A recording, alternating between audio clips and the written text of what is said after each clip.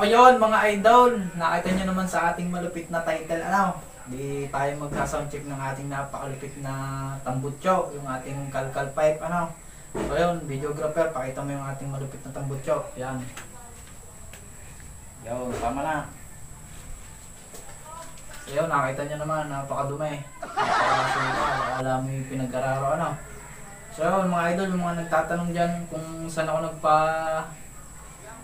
retip ng ating kalkal pipe, mag-comment na lang at doon ko sasagutin. Tapos sasabihin ko din sa inyo kung anong ginawa ko din sa pipe kong are.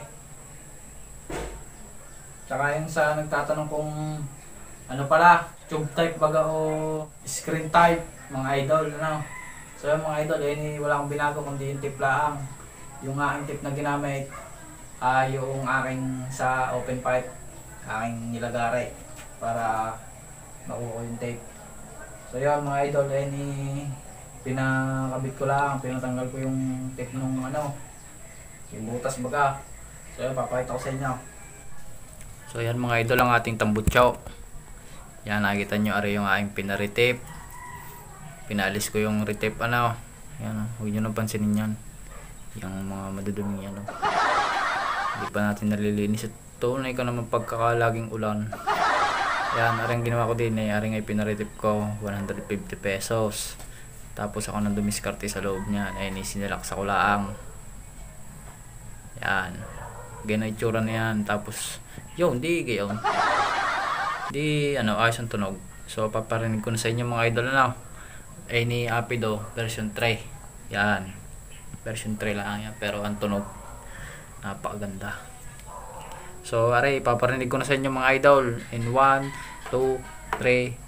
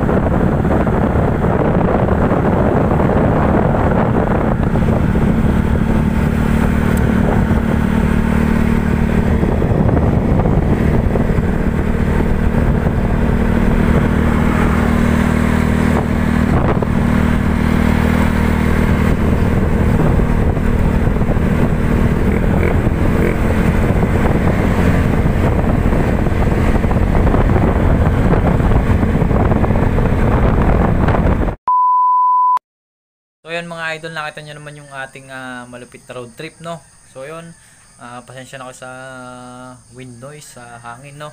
So yun mga idol, kung nagustuhan nyo yung video na to, no, please like, share, and subscribe, and hit the notification bell para lagi kayong updated sa tuwing ako'y may bagong upload na video mga idol, no? So yun mga idol, maraming salamat sa panonood, and yun, shoutout nga pala sa mga solid na supporters ko dyan. So road to 4K subs na tayo mga idol, no? So yun mga idol, sa muli nating pagkikita, and God bless mga idol. See you on my next one.